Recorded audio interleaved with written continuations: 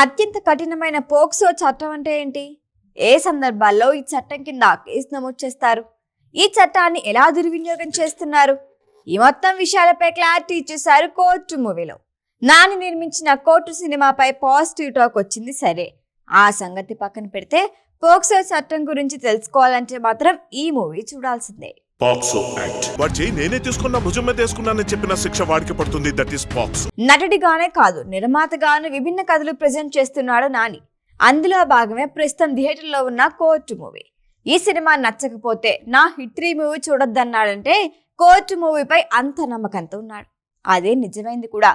ప్రియదర్శి ప్రధాన పాత్రలో శివాజీ విలన్ గా నటించిన ఈ మూవీ హిట్ టాక్ సొంతం చేసుకుంది. ఇది సినిమా అన్న సంగతి పక్కన పెట్టేస్తే ఇందులో ప్రతి ఒక్కరూ తెలుసుకోవాల్సిన పోక్సో చట్టం గురించి ఉంటుంది. ఆ చట్టాల్ని ఎప్పుడు వినియోగించాలి, దాన్ని దుర్వినియోగం గురించి నడిచే కథే కోర్టు మూవీ.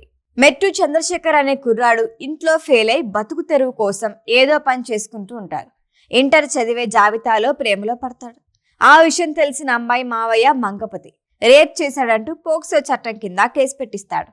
జాబిలిని చందు నిజంగా రేప్ చేశాడా, బెయిల్ కూడా రాని పోక్సో కేసు ఎందుకు పెట్టారు, ఆ కేసు నుంచి చందుని లాయర్ సూర్యతేజ ఎలా బయటకు తీసుకొచ్చాడు అన్నదే కదా.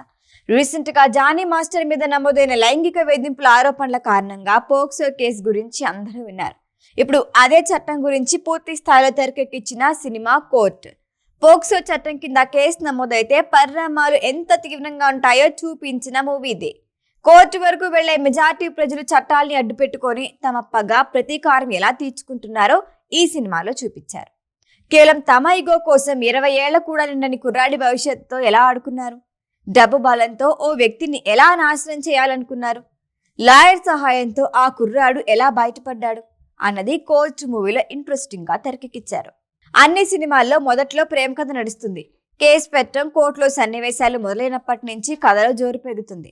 స్టోరీ మొత్తం ప్రేక్షకులు ముందే ఊహించేస్తారు. పెద్దగా కొత్తదనం ఉండదు, కానీ సినిమా ఇంట్రెస్టింగ్ గా సాగిపోతుందంటే అందుకు కారణం అందులో నటులు అనే చెప్పుకోవాలి.